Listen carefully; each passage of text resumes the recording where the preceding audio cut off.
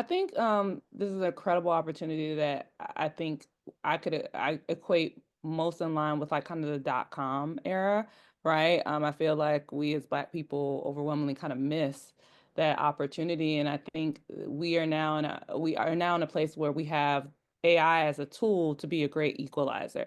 I think it's being perpetuated as this great threat that's going to come and take all of our jobs and take over our lives, but it really is a tool to increase and enhance our quality of life. And I think we need to have this overwhelming perception shift where we can start looking at AI as a tool that we can use to build startups, to increase economic impact, to make our jobs a little easier. I mean, when I was talking last week at, the Family Summit, we talked about how 70% of Black women run solo businesses, right?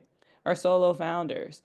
What would it look like if we were to leveraging AI to work, on our business as opposed to in it? If we were leveraging AI to create agents that could be that CMO, to be that CFO, to run different elements of our business so that we can grow and scale, so that we can spend more time with our families, and increase our revenue, right? We want to make more, we all want to make more money. I feel like that's the bottom line. And the big part of the reason why I'm in apps is because they're a business, right? I don't want to just make expensive hobbies.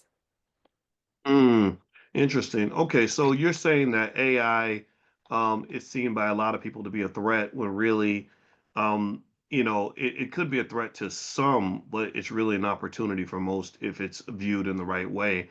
Micah, it seems to me that based on what Amanda's saying, that preparation is essential to be able to flip that threat into an opportunity, right? You think about AI, like, would we agree? Everybody give me a yes in the chat if you agree with me that AI is powerful. Type yes in the chat if you agree that AI is powerful. Um, okay. So given that most of us agree, I see Jen and Candace and Lady Emma and Lysandra, we all agree on this. So you think about other powerful things. Fire is very powerful. Well, can fire be a threat? Yes.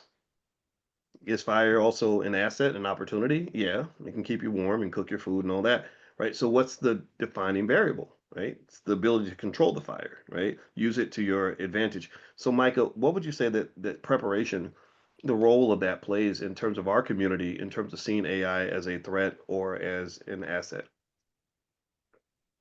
I get asked this question a lot from people, and there is a whole lot of fear, out there. And so for right now, my job has just kind of been like, get rid of the fear, go ahead and take the risk.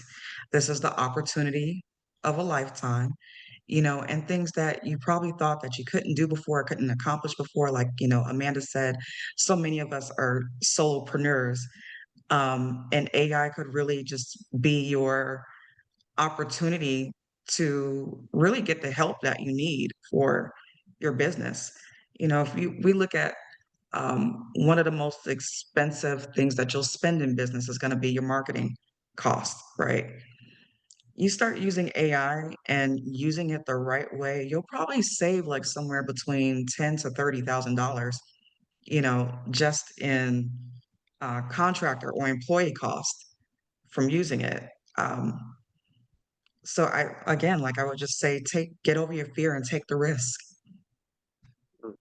Well, it seems to me, Harold, that with AI emerging, it's not like it's our little secret, our little secret sauce that allows us to have this strategic advantage over the competitors. Everybody has it, everybody's using it. Hundreds of millions. I think ChatGPT has what, 100 million, 800 million people that are signed on the free or the paid account or something. So the cat's out the bag.